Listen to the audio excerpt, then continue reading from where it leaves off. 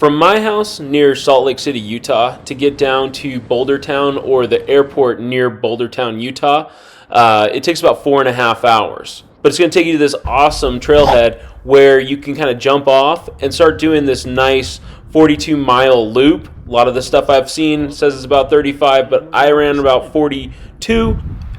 The loop starts by going down the Mail Trail all the way to the end, and it connects with the Escalante River Trail at that point, and then you come back the Lower Death Hollow Trail / river. Some of it's not a trail, most of it's just walking through the river. At this point, we'll meet back up with the Mail Trail and then take that on out of the canyon back to my truck. This is the first backpacking trip I have ever taken. I've learned a lot, and there's a lot of stuff I would change based on this trip. So here we go. All right, so we're about 1.5 miles into the trail so far, and you can kind of see some cliffs starting to come up. Maybe that's where we're going to be dropping into the Lower Death Hollow, but just wanted to point out at this point how nice this trail is. I haven't seen a lot of like cairns or anything like that, but it is very distinguishable from the the natural ground and stuff like that. All right, taking a first rest break around 3.5 miles. I don't know, kind of getting nervous. Looks like some thunder clouds are coming in. I think that might be bad for getting into the canyon. So that storm came in. It looks like it's hopefully already dying down a little bit, but it was pretty windy and starting to rain. It's still raining pretty good. Just kind of hiding out there some trees. I highly doubt you guys can see the rain, but it's coming down.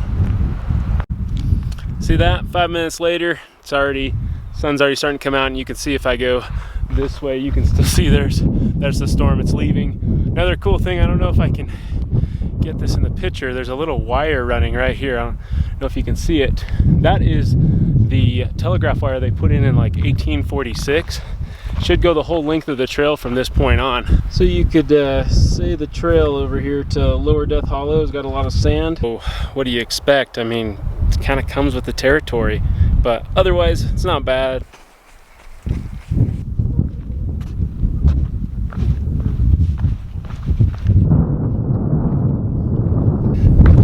It's hard to tell. This is quite the grade down this trail, and you can even see the cairns right here and right there. Finally made it down into the Death Hollow region.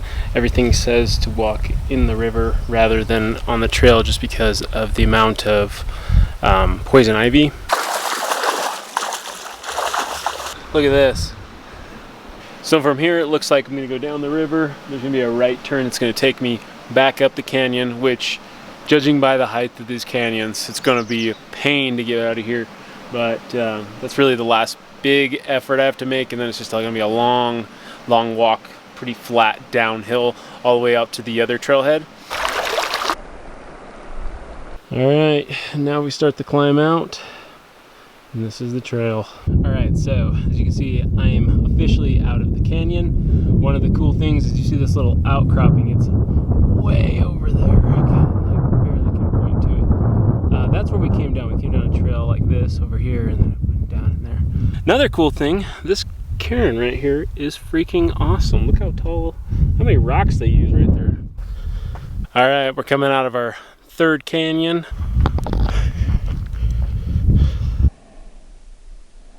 Things like this are literally like 10 feet off the trail. This one might be 20 feet off. You can easily see it. There's been a number of this kind of stuff. So, oh yeah, one more canyon. This one's more of a valley. It's not nearly as intense as the last 2 or 3. This valley is actually a really nice plateau, and you can kind of just see it's actually pretty flat. I think we're gonna have to go up a little bit more over there. I think that's gonna take us back up to like 6,500 feet, but it ain't too bad. So I was wrong again. This is the 5th valley or canyon that we're going through. Again, this one doesn't look so bad. So the last one was pretty easy. I can't really complain about that. Like I said, it was mostly a plateau. This one looks like it's gonna be a lot of slick rock type stuff, and I like that way more than all the sand. So kind of excited for that. I have to say, I'm getting a little bit scared of where these are taking me. Maybe it's a little bit steeper of a climb out of here than I thought. I was doing a little whining about the sand, and then I look off to my right. You can see this beautiful like windswept arch thing. It's pretty cool. I don't know how that one tree grew on the top of it, but that's pretty awesome. What an amazing place to be a farmer. I literally just came down from that kind of wash over here, did some zigzaggy things, kind of started coming back up here. Before we get into my conclusion, just look at this campsite. I got cliffs all the way around, and then there's my tent right there. So I'm pretty much ready to go to bed. But as just some final thoughts, the Mail Trail, awesome trail. One thing that I was surprised by was the amount of sand, so be ready for that. Also, there's a ton of cool things to see. You probably could go off trail and actually see a lot more if you're willing to walk, a couple 100 feet and stuff like that. Personally, I was trying to push to try to get here before 7 o'clock or before dark, and I just barely made it. As you can see, it's starting to kind of get dark on me right now. But great trail. I probably would break it in half, do it in 2 days rather than one straight day. That way you guys got time to look at everything, and also the sand gets a little bit monotonous. So definitely by the end of that trail, I was getting frustrated. So great trail, lots of stuff to see. Super excited to continue on and kind of finish up this loop.